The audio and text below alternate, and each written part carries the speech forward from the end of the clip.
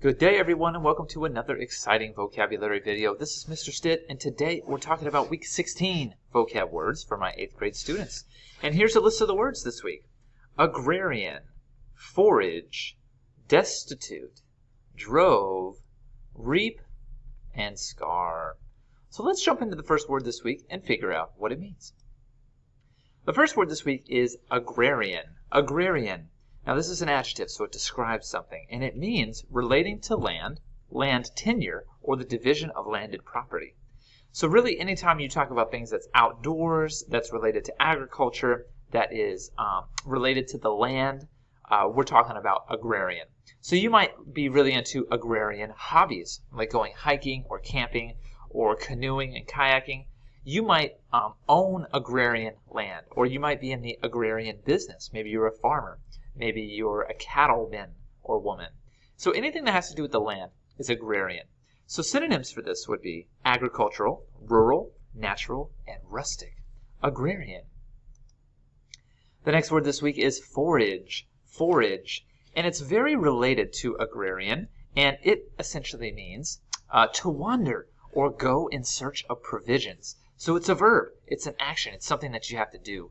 So when you're foraging for food, you're going out, you're seeking food. And it means to search about, to seek, to rummage, to hunt. And when we forage for food in our modern day and times, we don't usually go hunting. We usually go to the grocery store and forage the aisles looking for food. Or we forage restaurants at the mall that might be like in the food court. But back in the olden times, they would actually go out and hunt or forage for food. So synonyms for this would be comb, rummage, scour, scrounge, explore, hunt, pilfer, plunder. So anytime you're going out hunting for food, you're foraging. The next word this week is destitute. Destitute, and this is an adjective, and it's a negative word. It means without means of subsistence, lacking food, clothing, and shelter. It can also mean deprived of, devoid of, or lacking, often followed by of. So destitute of clothes, destitute of food. It's anytime you're lacking something. You can even be destitute of emotions or destitute of leadership in your household if your mom and dad just aren't there and are not very helpful. So I have this picture here because it looks like a very sad girl. There's a lot of trash in the background. Looks like she might be impoverished, and so she is. Synonyms of the word destitute would be words like bankrupt, needy, penniless, poor, and impoverished. Destitute. The next word this week is drove. Drove. And it's a noun, so it's a thing, or a group of things, really.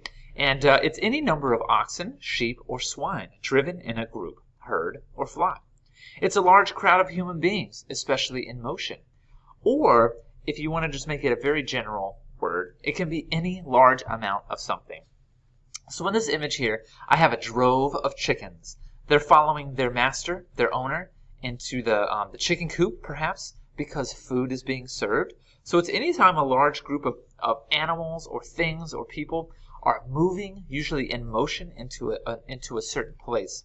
You can have a drove of cattle. You can have a drove of horses. You can have a drove of students moving from one building to the next. So synonyms of drove would be plenty, bounty, scads, bunch, heaps, lots, and tons. So anytime you have a large amount of something, you have a drove. The next word this week is reap. Reap. And this is a verb, so it's something that you have to do. And it means to cut, usually wheat or rye, with a sickle or other implement, or a machine, as in harvest. More generally speaking, it just means to gather or to take, usually a crop or a harvest. But if you talk about financial situations, then to reap is to get as a return, a recompense, or a result.